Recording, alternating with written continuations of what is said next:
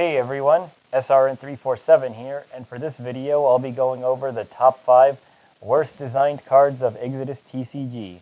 Now to be clear, I'm not saying they're doing a bad job. I don't think the game as a whole is badly designed. I think Existence Games did a great job with their card design overall. And in fact, you should be seeing a video of the 5 best designed cards they've made around the same time. But that said, let's just go right into it. At number 5, Existence of Unknown Origins. This card is a symmetry that just straight up says, switch life points with your opponent. Now, as you could imagine, a card like this could only promote degenerate strategies, not really interactive ones, and it has. Ever since this card was printed, and solely because of its existence, there's been an all-symmetry deck that basically just draws your entire deck. They draw their entire deck and then they kill you from hand with burn damage. And there's not really a lot of counterplay against it. There's not much you can do to stop them. And I mean, even if that deck didn't exist, like, what reasonable thing are you ever using this card for? Like, yeah, you can protect your board with Carcery, make it so your energy never leaves play, and then just heal back to 10 and bring your opponent down to 1. But, like, even then, they shouldn't go to 1. They shouldn't be punished just because you used Carcery. Like, I think Ethel is the well-designed version of this card. Set your life points to theirs, but leave their life points alone. So, yeah, all in all, Existence of Origins pretty much just promotes unhealthy styles of gameplay. And with that, let's go into number 4. We have Hailfire Brimstone.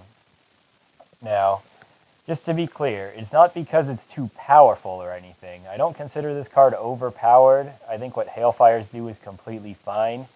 Even though with a high roll, yeah, they can potentially kill you on their first turn. But that's not what makes this card poorly designed. Honestly, it's just that it pigeonholes the archetypes so much. It makes them so xenophobic.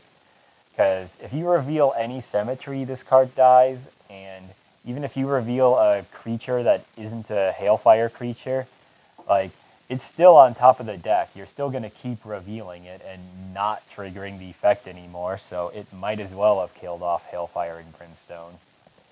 You pretty much stick to just running this card and, like, mostly Hailfire creatures if you want to get maximum efficiency and consistency with your Hailfire deck. And that really limits the strategies they can do if you want to run this card. Like, yeah, there's Atlas Ablaze, which counts as a creature when revealed, so it won't blow up Hailfire Brimstone. Which even then, like, it may as well have blown it up because it doesn't count as a Hailfire creature, so it still just blocks you from drawing anything. And that's such a shame because Hailfires can honestly do so many cool things, but you're not running this card in your deck if you want to do any of them. So yeah, moving on to card number 3, we have Repel the Thought Stream. Now, when this card first came out, everyone was thinking, well, you know, this might be the counterplay we finally need. This is like the ultimate answer to vortex and cantrips in general. And to some large extent, it is. It is kind of like Max C in that regard. Well, a better designed Max C, I should say. If it drew from the main deck, that would be the equivalent of Max C, and that would be Omega Busted. If you draw from the main deck whenever they draw from the main deck. But the main issue with this is that it triggers off your cards making them draw as well. If it just said, whenever your opponent draws by their effect, you draw from the opposite deck, I think this would be completely fine. But because it works for both players, it isn't even so much the fact that you can vortex yourself and draw 3 more energy off of it. I think even that is reasonable, but you can use this with stuff that makes your opponent draw from the energy deck, such as Morningstar or Project Oblivion. And that just becomes a ridiculous draw engine. You just draw your whole deck, reevaluate, draw your whole deck again. And this is part of why all symmetry is still a thing, really. Like, they just got so much stronger now that they can use this card. Granted, if you're running this card, you can also kind of counter them with it, because you'll draw a bunch of cards from the main deck to draw into your cove or something. But overall, yeah, Repel the Thought Stream doesn't really see a lot of play to counter drawing a bunch of cards. For the most part, it only really sees play in All Symmetry as an engine for drawing a lot of cards. And yeah, it's not really promoting healthy gameplay all that much. At number 2, we have Twisted Vortex. And yes, I know what you're thinking. Well, is it really a poorly designed card if no one can ever actually play it in a game against you? Like, okay, I get it. It was short printed. Only 8 or so copies actually exist in the world. But that doesn't really excuse the imbalanced design here. Pay 1 energy to draw 3 cards. Like, this would be an easy 2 of staple in literally every deck if people actually owned the card. More so than any other staple. Like, more so than Chains, more so than Vortex. You would throw Twisted Vortex 2 of in literally everything before you've even thought about what deck you are actually playing. Because it's just that strong. Like, for the same reason you can't have Pot of Greed legal in Yu-Gi-Oh!, you can't really have Twisted Vortex in Exodus either. Which, thankfully you won't. The card is so non-existent it may as well have not been printed. And to some extent you've got to wonder, did they short print it on purpose because they realized it was poorly designed, but it was too late to take back printing it? Like, I don't know. This card just doesn't really fit right with Exodus. Too strong of a card. And finally, at number 1, we have Ephemera, the Star Shield. Like, imagine the problem I just mentioned before with Twisted Vortex, you know, getting free draws for no reason. And on top of that, add RNG into the mix.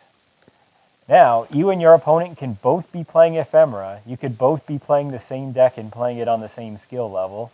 But because your opponent had theirs in the opening hand and you didn't, theirs is a free Pot of Greed and yours is a dead draw. Like, this card is just so out of place for Exodus. It's such a well-designed card, and this card's existence, whenever it shows up, makes me feel like I'm playing something way more luck-based, like Pokemon TCG or something.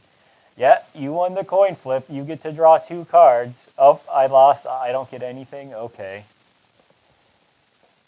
Like, this was the main problem card for set for, what was it? I think it was Angel Beat format was set 4. Might have been set 3. You could just tell the difference between someone opening Ephemera and someone not opening Ephemera. Their deck had vastly different power levels. It was just so unreal. And it just really does not help the game to have cards like this in it. It would be much better off if Ephemera just hadn't been printed. Like, you take the feeling of getting turn 1 Vortex and you magnify it so much. Getting turn 1 double Ephemera feels so much worse than getting turn 1 Vortex. And Vortex is the only counterplay to this card as well, because you can't even respond to it. You can't, like, Librarian License to negate its effect or anything like that. Your only saving grace is hope that their draws didn't draw them into Cove, and you can turn 1 Vortex away all their extra cards. That is literally just all you can do against this card. Otherwise, you just get steamrolled by all the extra advantage they get for free. So yeah, those are my top 5 worst designed cards for Exodus. Let me know if you agree or disagree with anything, or if there's any other cards you felt should have been included. And yeah, I will see you later.